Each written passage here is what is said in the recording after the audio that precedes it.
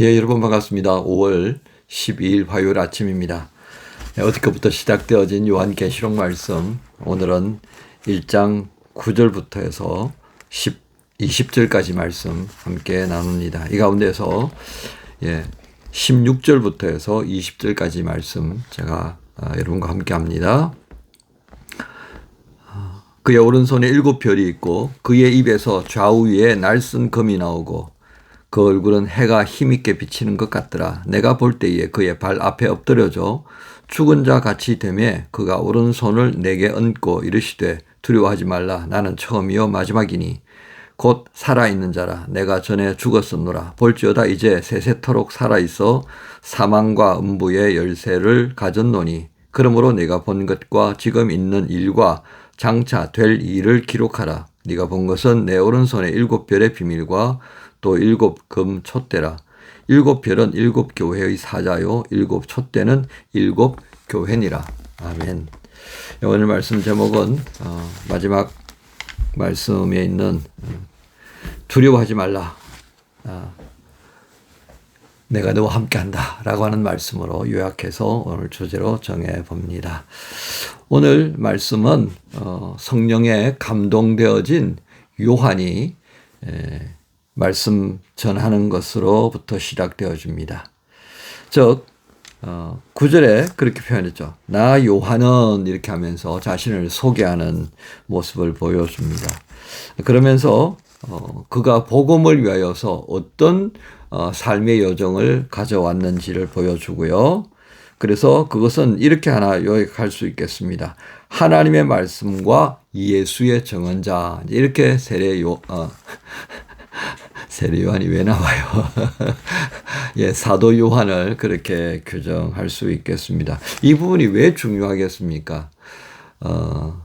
그 시대 때도 마찬가지고 지금도 마찬가지지만 오늘 이 어떤 내용을 전달하는 자가 누구냐라고 하는 것이 굉장히 중요합니다. 그것은 신뢰의 대상이 있냐 아니냐라고 하는 것을 분명하게 규정하기 때문에 그렇습니다. 그래서 바울도 사실은 12 제자들 속에 있지 못했잖아요. 그러니까 바울이 전하는 복음에 그 물음표를 늘 가지는 사람들이 있었다는 것입니다. 그러니까 바울은 자신을 그 예수 그리스도 안에서 다메섹에서의 사건을 참 많이 강조하죠. 그래서 친히 나를 부르신 그래서 자신을 사도다 이렇게 표현을 하곤 합니다. 그만큼 자신이 누구인가라고 하는 것은 이 복음을 전가하는 데 굉장히 중요한 이슈가 되어졌다는 겁니다. 바로 그런 측면에서 사도 요한은 자신이 누군가를 분명히 보여주죠. 그것이 필요했던 것입니다. 그래서 자신을 하나님의 말씀과 예수의 정언자로서 이 밤모섬에 갇혀 있다. 이제 그렇게 얘기하는데 사실은 이 당시에 기독교 어떤 리더로서 잡히면요 그냥 처형이었어요. 그런데 요한이 밤모섬으로 끌려갔다는 것을 유배당했다는 것은 단순히 어떤 종교적 문제가 아니라 사도 요한은 특별한 뭔가가 배경에 있었다는 것을 전제로 말씀할 수 있겠습니다. 그래서 혹자들은 그런 얘기를 합니다. 이 밤모섬으로 갈 사람이 아니다. 그런 처형당해야 하는데 그가 밤모섬으로 유배를 갔다는 것은 누군가가 이 요한을 살리기 위해서 정치범이라고 하는 그런 또 다른 굴레를 씌웠기에 이렇게 유배당한 거 아니냐 이제 이렇게 말하는 이들이 있습니다. 어쨌든 요한은 분명히 말합니다. 자기는 하나님의 말씀과 예수의 말씀을 그 정언하는 정언 때문에 여기에 와 있다는 것을 분명히 하죠.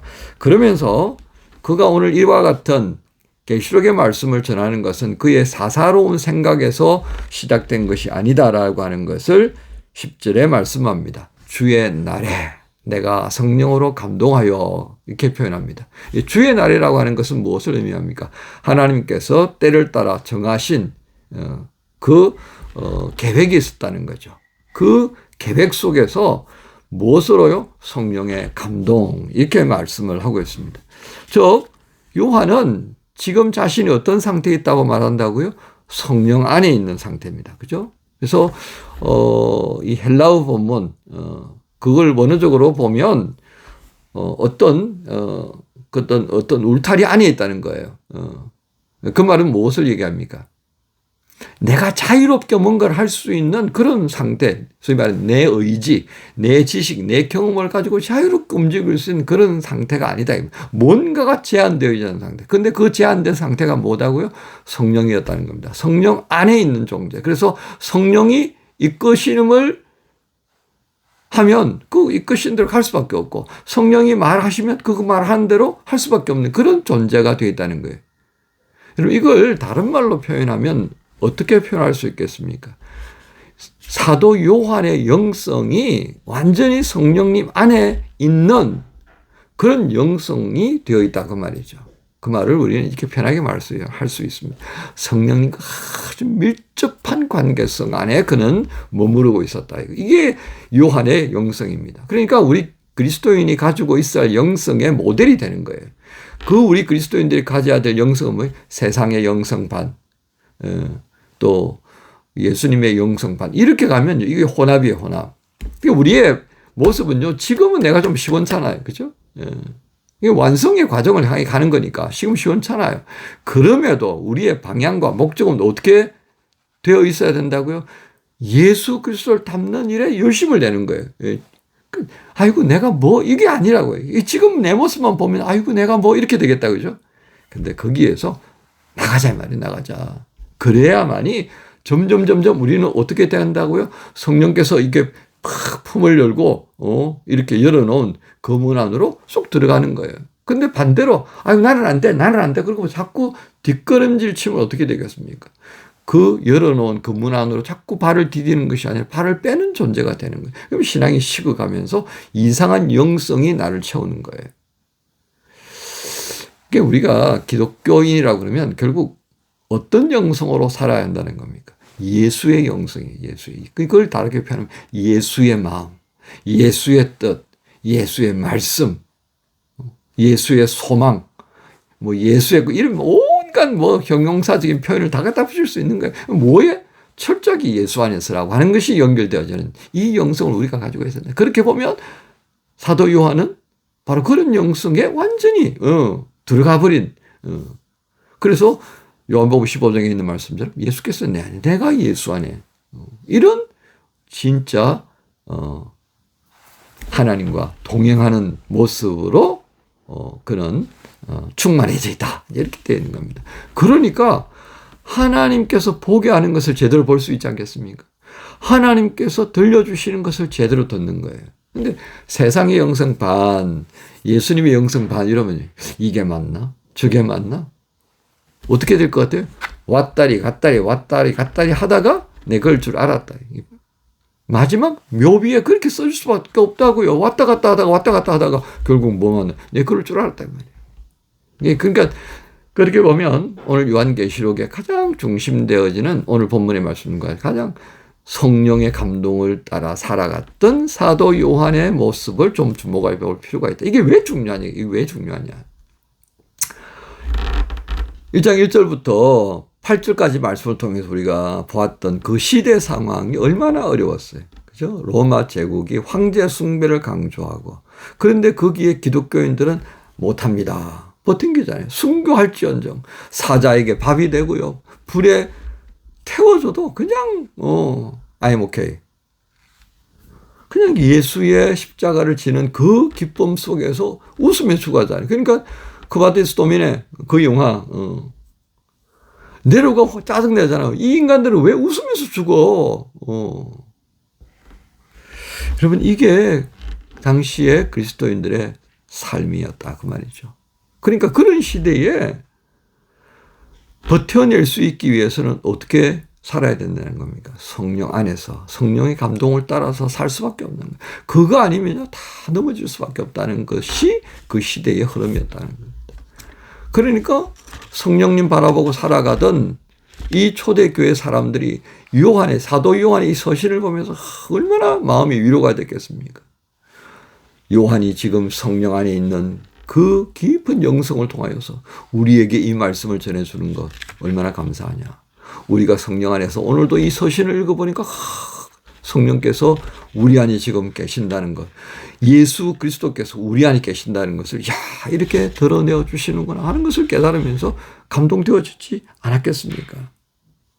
그 다음에 이제 두 번째 장면을 봅니다. 요한이 본 것과 들은 것이 있어요. 요한이 등 뒤에서 음성이 들려서 돌아보니까 뭐예요?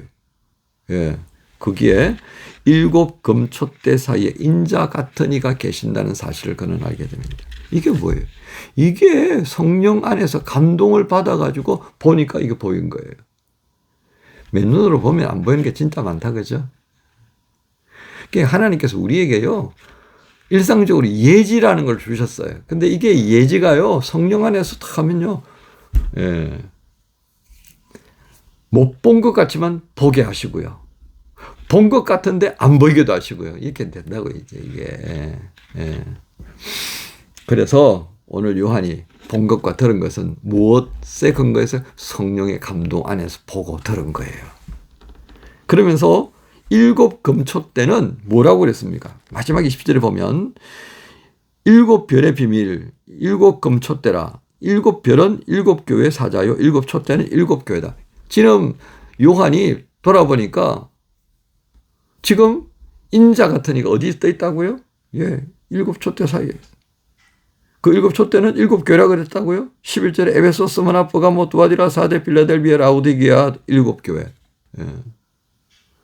이 7 교회가요, 소위 말하는 대표적인 그런 하나의 교회 특성을 가지고 있는 거예요. 자, 그 교회 사이에 누가 계셔요? 예수께서 계신단 말이에요. 그 말은 안 떠나셨다고 말이에요. 우리가 혼자 있는 거 아니더란 말이죠. 그래서 두려움에 빠져 있는 요한에게 그 예수께서 손을 얹고요.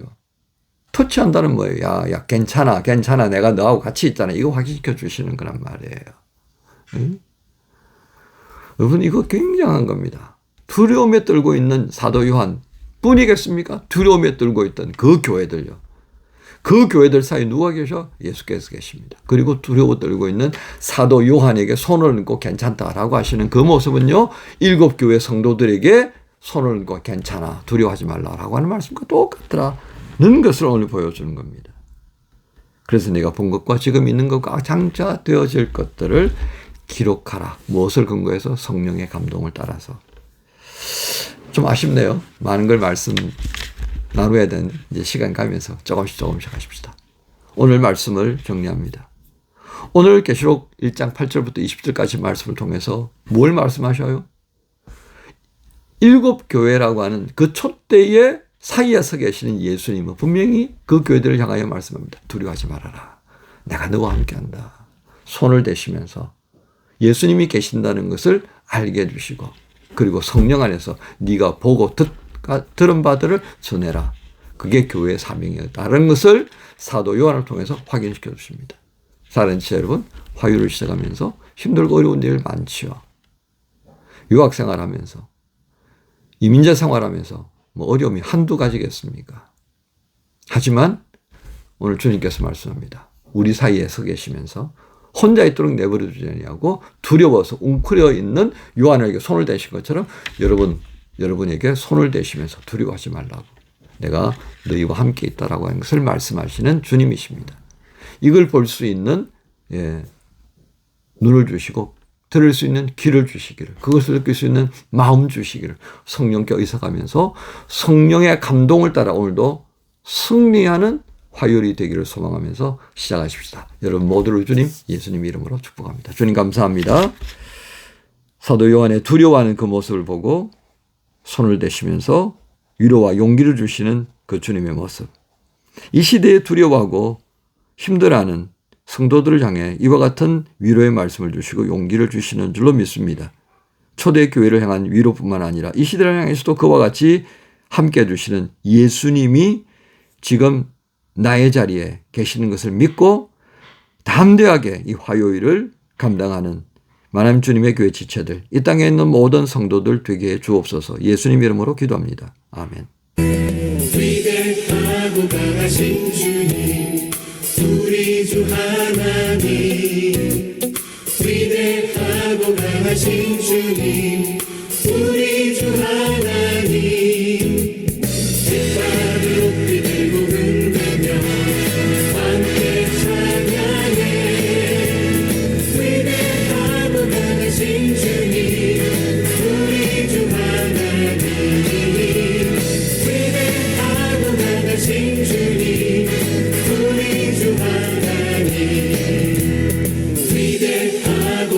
강하신 주님, 우리 주 성령님, 위대하고 강하신 주님, 우리 주 성령님.